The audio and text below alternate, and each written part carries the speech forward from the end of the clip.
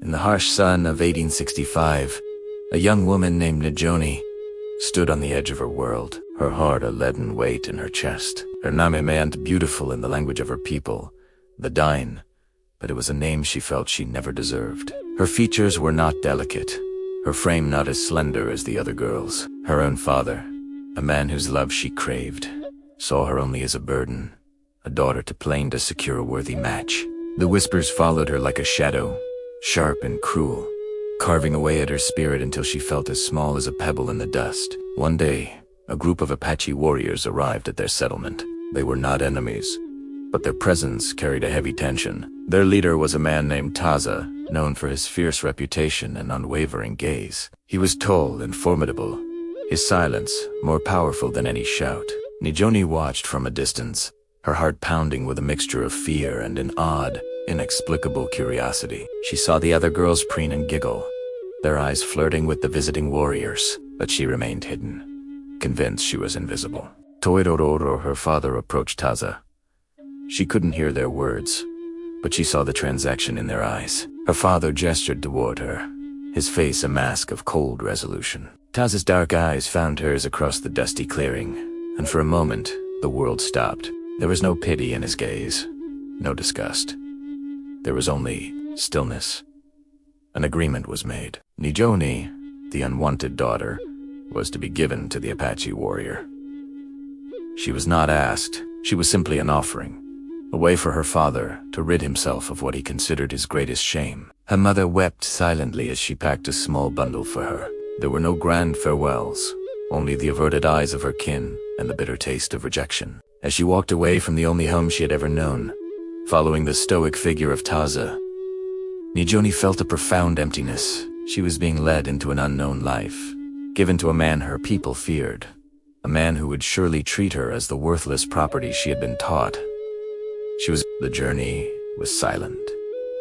Taza rode ahead, never looking back, while she followed on a mare he had provided.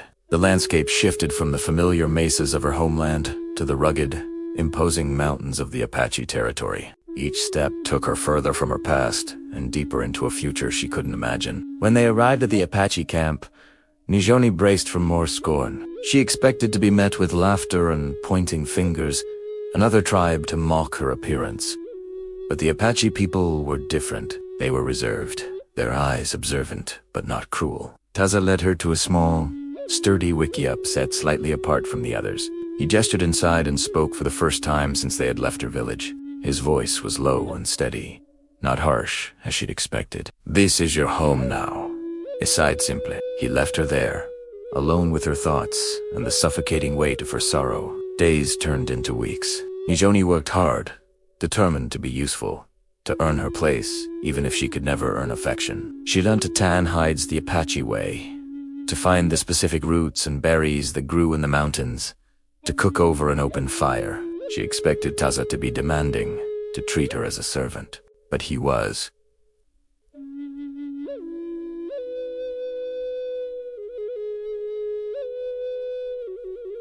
Quiet. He would leave before dawn and return at dusk, sometimes with game, sometimes with just the scent of pine and mountain air on his clothes. He would eat the food she prepared, his eyes thoughtful, and then sit by the fire, carving a piece of wood or sharpening his arrows in a silence that was more comfortable than any conversation she had ever known. One evening, as she was mending one of his buckskin shirts, she pricked her finger. A drop of blood welled up, and she winced, putting the finger to her lips. Taza, who had been watching her from across the fire, stood up and walked over. She flinched, expecting him to be angry at her clumsiness. Instead, he knelt before her and gently took her hand. He examined the small wound, his touch surprisingly soft. He then went to a pouch, took out a pinch of dried herbs, and carefully pressed them onto the cut. He looked into her eyes, and for the first time, she saw something flicker in their depths of warmth, a tenderness she had never seen directed at her. He didn't say a word, but his actions spoke volumes.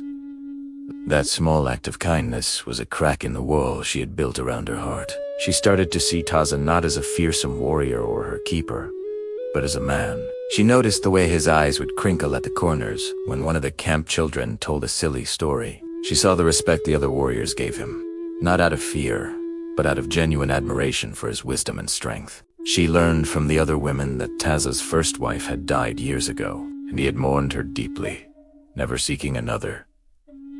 Until now. One day, a young, brash warrior named Kale challenged Taza's decision to bring an outsider into their camp. "She is not one of us," Kale sneered, his eyes raking over Najoni with contempt. "She is a weak, plain thing from a weak tribe. You dishonor us by keeping her." The camp fell silent. Najoni's blood ran cold. This was Italiano. This was the moment she would be cast out again. But Taza rose to his feet, his presence commanding the space around him. He did not look at Kale with anger, but with a calm, steely resolve. "You see with the eyes of a boy," Taza said, his voice ringing through the clearing.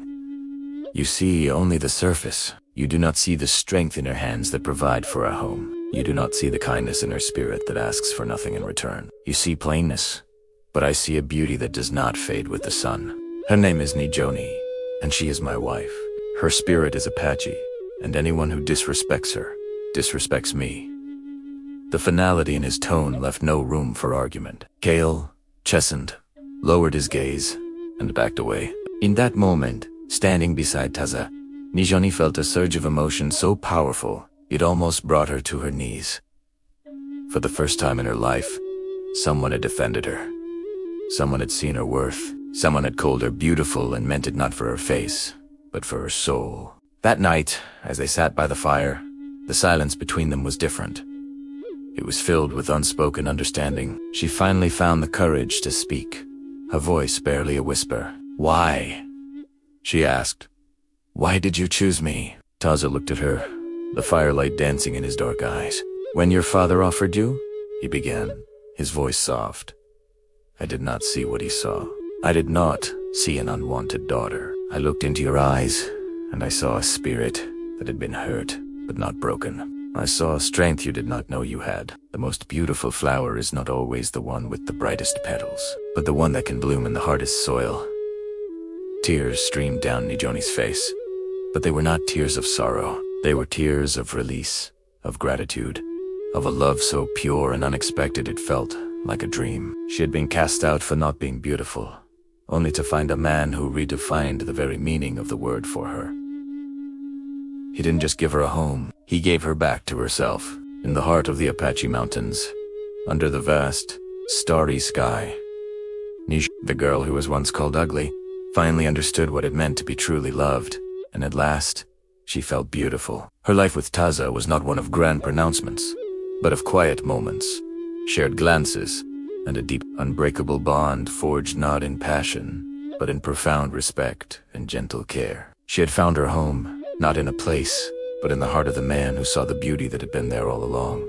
Thank you for watching. If this story touched your heart, please like, share, and subscribe for more tales that explore the depths of the human spirit.